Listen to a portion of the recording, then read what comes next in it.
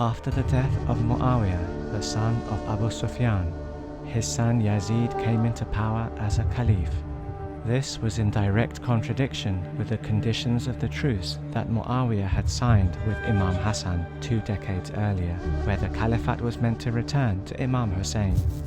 As Yazid came into power and the article of the truce was broken, he began demanding allegiance from Imam Hussain in order to get support and legitimacy for his rule. Imam Hussain refused to give his allegiance to Yazid. However, the situation in Medina became dangerous for the Imam, and he had no choice but to leave the city, along with his family, for Mecca. When he arrived in Mecca, the Imam began to receive numerous letters from residents of Kufa, many of whom were demanding that Imam Hussain should come to their city so that they could assist him in overthrowing Yazid. A great deal of deliberation took place between the Imam and his companions. Although most senior figures in Mecca told the Imam to abandon his journey to Kufa, the Imam, with his knowledge and wisdom, believed it was necessary to head towards the city of the people who had written to him and requested for his presence. Earlier, the Imam had also sent his ambassador and cousin, Muslim bin Aqil, to evaluate the situation on the ground in Kufa, and he was reassured that the grounds were ready for his arrival. During the Imam's journey to Kufa, he stopped at a junction called Zubala, where he was informed about the events that were unfolding in the city of Kufa. Yazid had replaced the previous governor with a more notorious person known as Ubaydullah ibn Ziyad, who immediately cast terror and fear amongst the loyal supporters of Imam Hussain. He had also quickly arrested Muslim bin Aqil and executed him. Many of the Kufan supporters of Imam Hussain were sent into shock and terror, eventually retracting back on their requests to the Imam. Some completely abandoned and betrayed their previous show of support.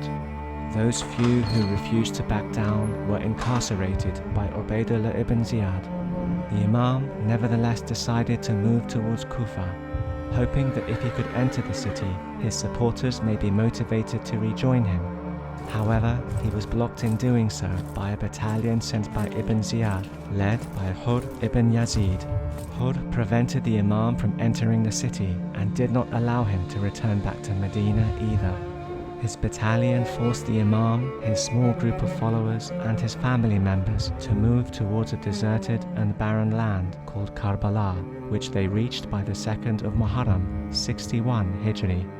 Once the Imam arrived in Karbala, Ibn Ziyad sent a large regiment of soldiers led by Umar ibn Sa'd to confront the Imam. A few days of deliberation and exchange took place, until on the 7th of Muharram, the army of Umar ibn Sa'd blocked access to the river for drinking water to the Imam's camp.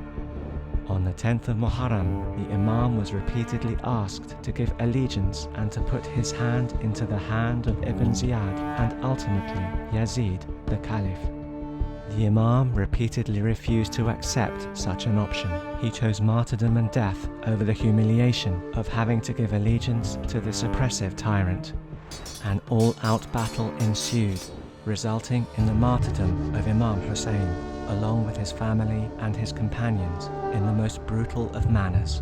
The womenfolk and children were later taken to Damascus in the presence of Yazid, who rejoiced over his actions and showed no regret over his decisions.